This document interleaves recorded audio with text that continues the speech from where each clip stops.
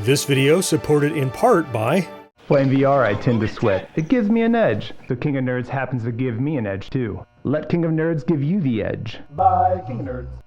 Hey there, welcome back to GenXGrownUp. I am John and I am a GenXGrownUp. Thank you for the click. If you watch with any regularity, you know that every once in a while, I like to do a video where I just turn around here in Studio G, grab something from my set, and explain to you how it earned its spot on my set, how I acquired it, and what its significance is to me as a Generation Xer and how it relates to my youth growing up. And that's exactly what we're gonna do now. No need talking about it. Let's spin around and see what we find. We can see, oh hey Steve. Steve was in a video recently. Kind of zoom around here. I mean, I know what I'm getting. You've seen the thumbnail, but we pretend at this point of the video that I'm just picking it randomly. You know what we're gonna grab. It's this little Lego Payloader from 1974. And so this is it, a little 27-piece Lego Payloader set that was released when I was about 5 years old. And I probably got it when I was about 6 or 7 years old. Now, this particular one is not the one that I owned.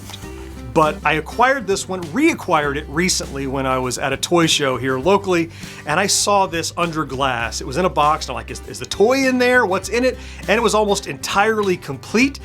And as soon as I saw it, I'm like, my eyes lit up because I'm like, I owned that. I remember opening that box. And I think I still have artifacts from it in a tub. I'll show you in a second. But this little Lego Payloader, as I said, is from 1974. The box was open, and I have since opened up and put all the pieces in a nice Ziploc plastic bag to protect them. But this, I remember my parents buying me this set. I mean, maybe I got it for Christmas or something, but I had it for sure.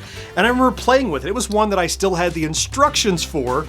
And so therefore I knew how to build over and over and over. Typically you'd get Lego and you're like, I don't know how to rebuild the original thing unless you can tell from the front of the box, but I would always rebuild this, and this was a toy I would use to pick up other Lego because it was a little front end loader and you could pick up pieces with it.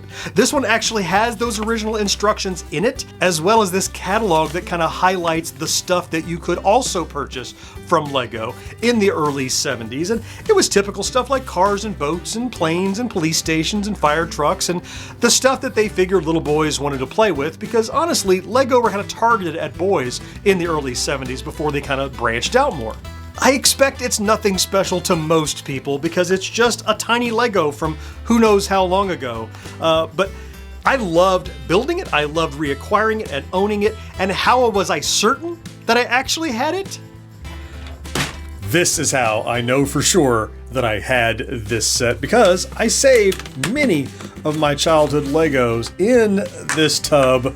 Yeah, you remember some of this stuff? Remember when minifigures, you had to build them? They were not minifigures, they were bigger figures. But yeah, look.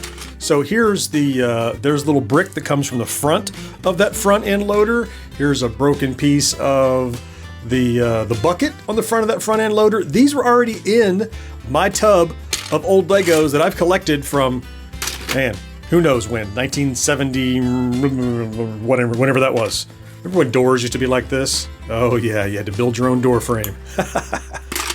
So of course, this is a special occasion. As soon as this video is over, I'm gonna disassemble this guy, put it back in the plastic Ziploc bag, put it all back in the box, and put it right back on the set. Because every time I walk in, I look on the set, and this is just another one of those things that reminds me of what a great childhood I had growing up as a Generation Xer. And it's the stuff that excites me and motivates me about creating nostalgic content right here on GenXGrownUp every single day. And in case you would like to see more of those highlighted items from my set, I'll put a link to a video here and here over my shoulder that you can click on right now and check out some more. Man, I sure hope you found something though to enjoy in this video, and I will talk to you next time. Bye-bye.